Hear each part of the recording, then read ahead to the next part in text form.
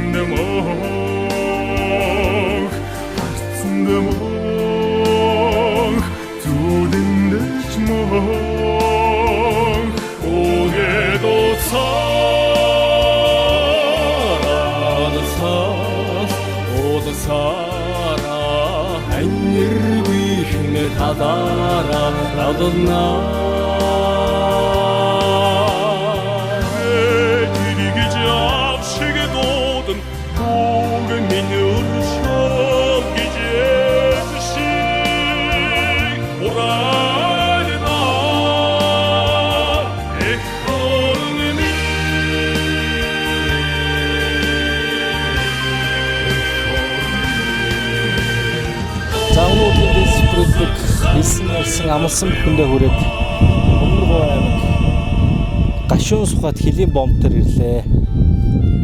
Монгол жолооч нар бол цуваа маш их байна. Оюутлогоогийн цуваа баяжмал маш ихээр гардыг байна. Монголын хар алт нэгж нэрлэгдэх нүүрс маш их олон тооноор гарч байна.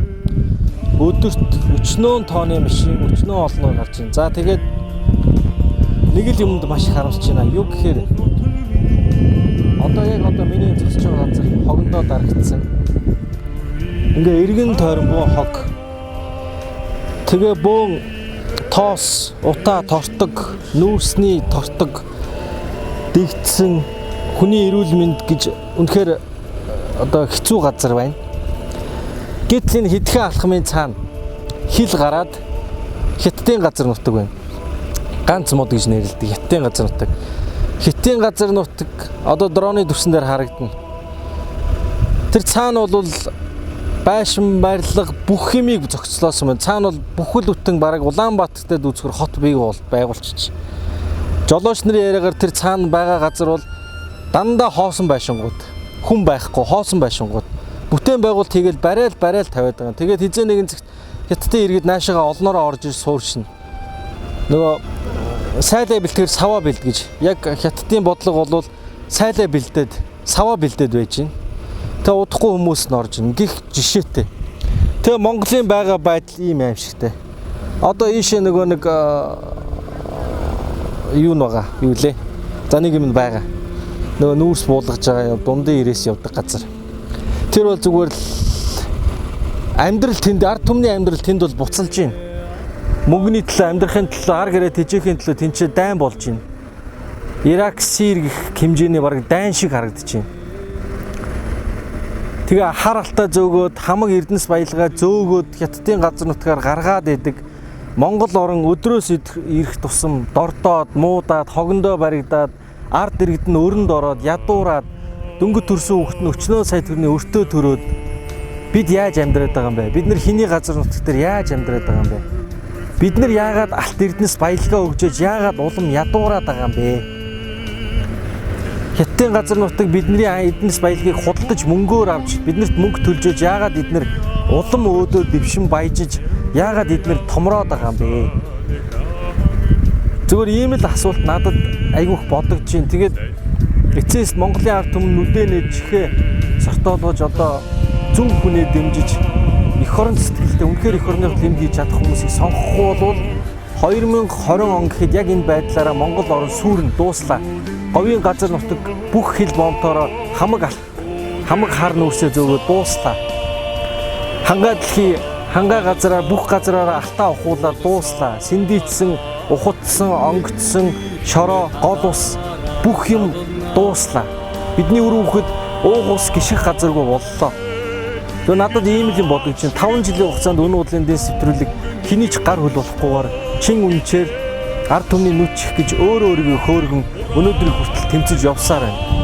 Бодит байдал ийм л байна. Энд амьдрал буцалж байна. Гэхдээ Монгол ядуурч байна. Ажил хийгээд идэг, ядуураад идэг, үр зээлэнд баригдаад банкны өргүү хүн гэж Монгол байхгүй. Гэтэл бидний үнд баялаг худалдаж авч байгаа Хятад улс хөгжөөд идэг, баяжаад идэг. Асар их ялгаа. Эднэрийг л зөв сонгохгүй бол Монгол дууслаа шүү. Би ийм л үг хэлмээр байна. Гашуун ч гэсэн үнүүг